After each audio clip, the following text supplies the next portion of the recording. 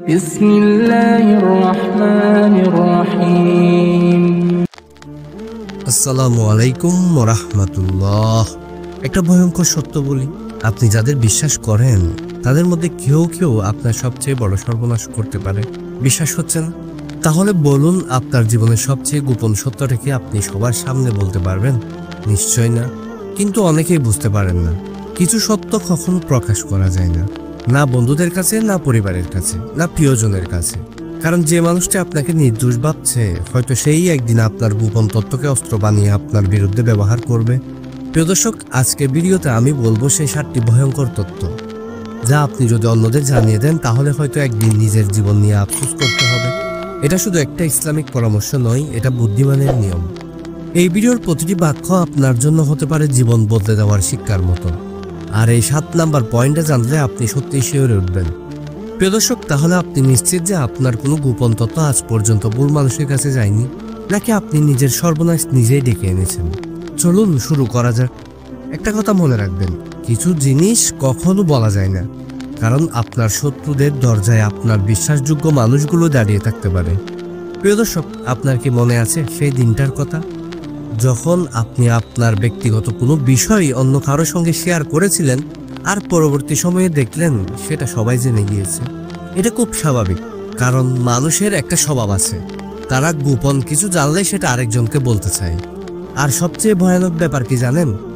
আপনি যাকে বিশ্বাস করেছিলেন সেই হয়তো একদিন আপনার সেই গোপন সত্যকে অস্ত্র বানিয়ে আপনার বিরুদ্ধে ব্যবহার করবে। রাসূল সাল্লাল্লাহু আলাইহি ওয়াসাল্লাম বলেছেন, যে ব্যক্তি চুপ থাকে সে নাজাত পায়। তিরমিজি। আপনি কি জানেন এই হাদিসটা আমাদের জীবনে কত বড় একটা সত্য উন্মোচন করে? চুপ থাকা মানে বোকা হওয়া নয়।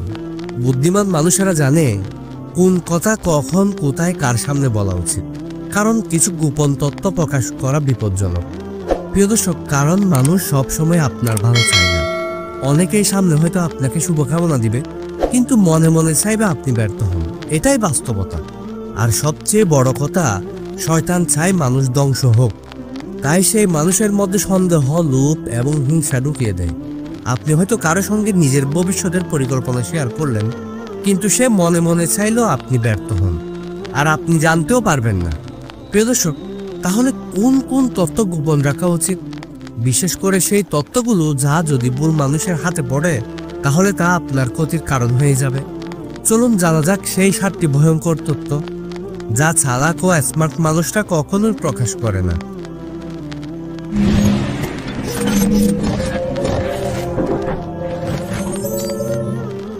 1 নাম্বার, সবচেয়ে গুরুত্বপূর্ণ, আপনার ভবিষ্যতের পরিকল্পনা। প্রিয় দর্শক, আপনার কি মনে হয়েছে আপনি যখন কাউকে আপনার স্বপ্ন বা পরিকল্পনার কথা বলেন তখন সেটা যেন বাস্তব হতে চায় না? এটার কারণ কি জানেন? কারণ আপনার পরিকল্পনা শোনার পর কেউ হয়তো আপনার জন্য ভালো চায়নি। রাসূল সাল্লাল্লাহু আলাইহি ওয়াসাল্লাম বলেছেন, তোমরা তোমাদের প্রয়োজন গোপন রাখো, কারণ প্রতিটি নিয়ামতের হিংসুক থাকে। হ্যাঁ, হিংসা বাস্তবতা, আর এটা মানুষের স্বভাব। আপনি যদি কারো সামনে বলেন, ভাই আমি একটা বড় ব্যবসা শুরু করতে যাচ্ছি, বা আমি অমুক চাকরির জন্য চেষ্টা করছি, তাহলে কি হয় জানেন? আপনি ভাবছেন সবাই আপনাকে শুভকামনা দিবে, কিন্তু বাস্তবে অনেকে মনে মনে চাইবে আপনি ব্যর্থ হন। এর চেয়েও ভয়ঙ্কর ব্যাপার হলো, মানুষ শুধু মনে মনে হিংসা করে ক্লান্ত হয় না, অনেক সময় তাদের মুখের বদদুয়াও আপনার পথে বাধা হয়ে দাঁড়ায়। তাই সফলতা আসার আগ পর্যন্ত চুপ থাকুন। যখন আপনার স্বপ্ন বাস্তবে পরিণত হবে তখনই সেটার কথা বলুন, তাও সীমিত মানুষের সামনে। এবার আপনি একটু নিজে ভাবুন তো, আমি কি এই ভুলগুলো করে এসেছি? 2 নাম্বার, আপনার দান বা সাদাকা। প্রিয় দর্শক, আজকাল আমরা অনেকে ভালো কাজ করি, কিন্তু একটা বড় ভুল করে বসি, দান করার পর সেটা সবাইকে জানিয়ে দিই। আপনার কি মনে আছে আপনি শেষ কবে কাউকে সাহায্য করেছেন? যদি সেটা মনে থাকে তাহলে আপনি কি সেটা লোক দেখানোর জন্য করেছিলেন, নাকি শুধুমাত্র আল্লাহর জন্য? রাসূল সাল্লাল্লাহু আলাইহি ওয়াসাল্লাম বলেছেন, সাদাকা এমন হওয়া উচিত যেন ডান হাত যা দান করে বাম হাতও তা জানতে না পারে। সহিহ বুখারী। তাহলে ভাবুন, যখন আপনি মানুষের সামনে বলে বেড়ান, ভাই আমি এত টাকা দান করেছি, বা আমি এত এত লোককে সাহায্য করেছি, তখন আপনার সেই দান কি আল্লাহর কাছে কবুল হবে? আল্লাহ পবিত্র নিয়তে দান গ্রহণ করেন, অহংকারের নয়। প্রিয় দর্শক, আপনি যদি সত্যি গোপনে কাউকে সাহায্য করেন তাহলে আল্লাহ আপনাকে তার দ্বিগুণ প্রতিদান দেবে। এটা আল্লাহর ওয়াদা। 3 নাম্বার, আপনার ব্যক্তিগত পাপ। মানুষ ভুল করবেই, কিন্তু সবচেয়ে বড় ভুল কি জানেন? নিজের পাপ নিজে প্রকাশ করা। আজকাল সোশ্যাল মিডিয়ায় অনেকেই নিজের পাপ প্রকাশ করে গর্ব অনুভব করে।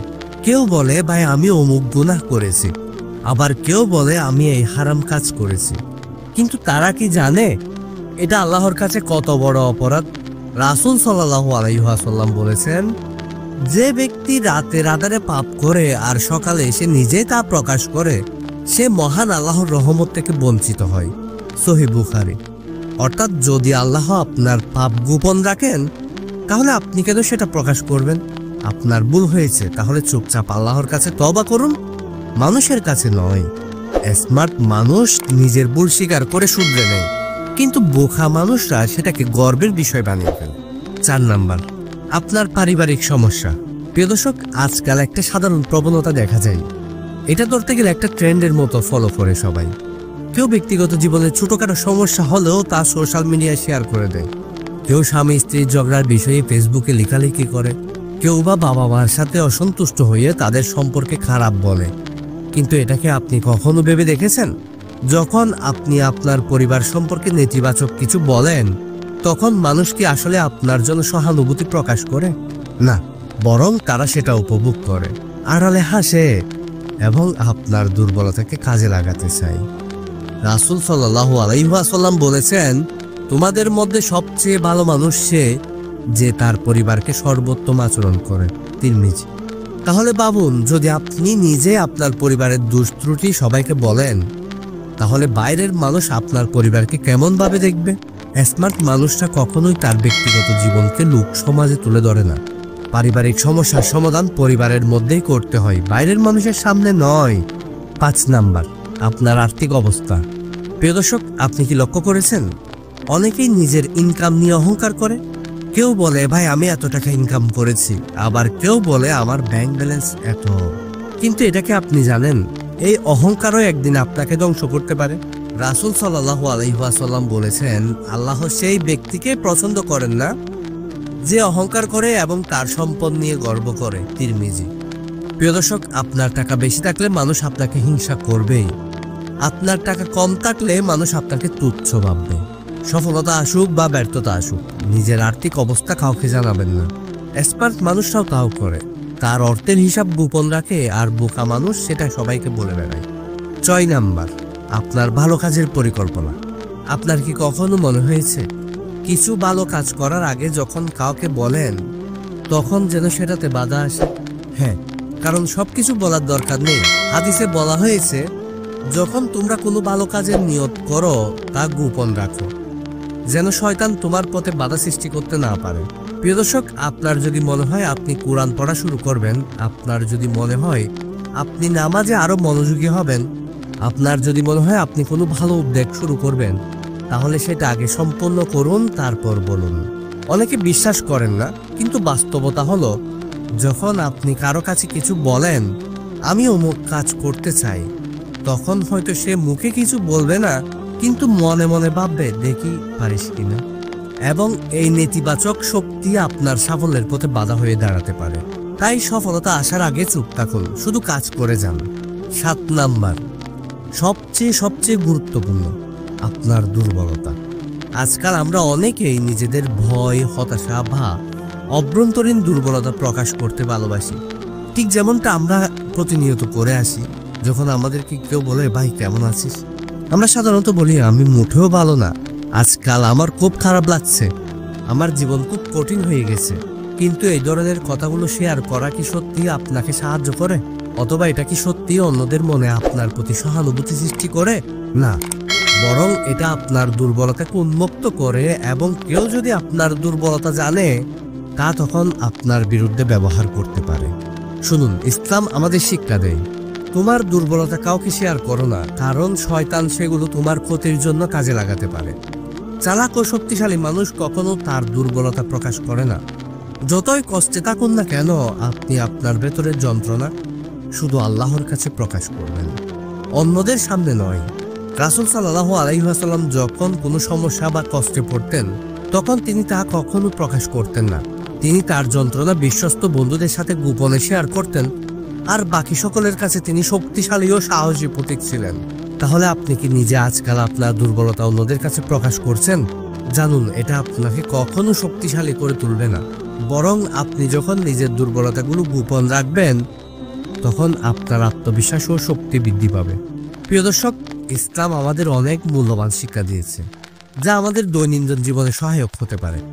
আল্লাহ তাআলা এবং রাসূল সাল্লাল্লাহু আলাইহি ওয়াসাল্লাম আমাদের এমন একটা জীবন ব্যবস্থা উপহার দিয়েছেন যেখানে আমরা আমাদের কথা, কাজ এবং ব্যক্তিগত তথ্যগুলো খুব যত্ন সহকারে সংরক্ষণ করতে শিখি। রাসূল সাল্লাল্লাহু আলাইহি ওয়াসাল্লাম আমাদের শিখিয়েছেন, জীবনের সবচেয়ে মূল্যবান শিক্ষা হলো নিজের গোপনীয়তা রক্ষা করা। আল্লাহ তাআলা আমাদের জানান, যে ব্যক্তি নিজের গোপনীয়তাকে সংরক্ষণ করে সে আল্লাহর কাছে বিশেষ সম্মান লাভ করে। বুখারী ও মুসলিম।